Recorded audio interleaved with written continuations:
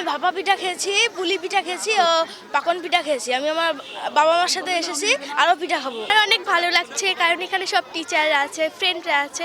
মাঝে মাঝে এমন অনুষ্ঠান হওয়াটা প্রয়োজন, সবার ভালো লাগে। তাছাড়া অনেক কিছু মজার মজার পিঠা নতুন খাচ্ছি, আবার রেজাল্ট ঘোষণা করা হবে, আমাদের অনেক ভালো লাগছে সবার। অনুভূতি অনেক ভালো, কারণ হচ্ছে স্কুলে পিঠা উৎসব হবে শীতের সময়, তার মধ্যে আবার রেজাল্ট ঘোষণা করা হবে। তো সব মিলে ভালোই লাগছে, কারণ রেজাল্ট জানারও একটা অনুভূতি কাজ করছে ভেতরে, অনেক ভালো। তার মধ্যে আবার পিঠা উৎসব, তো মাঝে মধ্যে স্কুলে এই উৎসবগুলো হওয়া প্রয়োজন। পিঠাই খেয়েছি, নতুন নতুন পিঠা দেখেছি, যেমন পরীক্ষা পাশের পিঠা, তারপরে নতুন নতুন ফুল পিঠা, আরও অনেক পিঠা দেখেছি, অনেক ভালো লাগছে। পাটিসাপটা পিঠা খেয়েছি আর কেক খেয়েছি, ভাপা পিঠা খেয়েছি, খুব মজা। আজকে আমাদের স্কুলে পিঠা উৎসব এবং বার্ষিক পরীক্ষার ফলাফল রেজাল্ট। তো নতুন এবং ফিরে আসা গ্রাহকদের জন্য নগদে চলছে ক্যাশব্যাক সহ প্রতিদিন হাজারো উপহার জেতার সুযোগ। হবে আশা আর ফেরা, সারপ্রাইজ সেরা।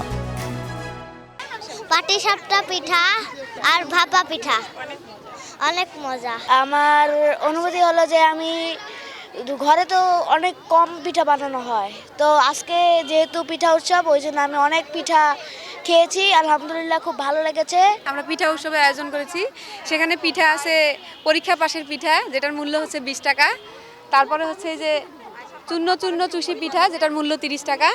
তারপরে হচ্ছে নকশি পিঠা, যেটার মূল্য 25 টাকা। পিঠা উৎসব শুধু পিঠা কিন্তু শুধু খাবার না, আমাদের গ্রাম বাংলার ঐতিহ্য এবং এটা পারিবারিক বন্ধনের প্রতীক মনে করি আমরা। এবং সেই সাথে আমাকে আজকে এই উৎসবে শৈশবের স্মৃতি যেন জীবন্ত হয়ে উঠেছে এরকম মনে হচ্ছে। কাল আসলেই গ্রাম বাংলার ঐতিহ্যবাহী পিঠার কথা মনে পড়ে আমাদের। তো অভিভাবকদের সাথে একটা সম্পৃক্ততা বন্ধন তৈরি করা, একটা উৎসবমুখর পরিবেশে আমরা ফলাফলটা প্রকাশ করতে চাই, সেই উদ্দেশ্যেই কিন্তু মূলত আজকে পিঠা উৎসবের আয়োজন করা হয়েছে। আমাদের শিক্ষার্থীদের অনেক উদ্দীপনা দেখছি, আমরা সেই সকাল 7টা থেকে এখানে উপস্থিত হয়েছি। বিভিন্ন ধরনের কেকের আইটেম, পিঠা, যেগুলো হারিয়ে গেছে আর কি, যেমন ধরেন এখানে পুরগুড়ি পিঠা দেখছেন, এগুলো তো অনেক আগের পিঠা।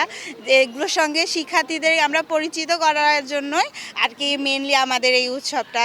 হাতে বানানো হচ্ছে দুধ পিঠা, তারপর চিকেন, তারপর হচ্ছে নারিকেল পুলি, এখানে হচ্ছে পুডিং।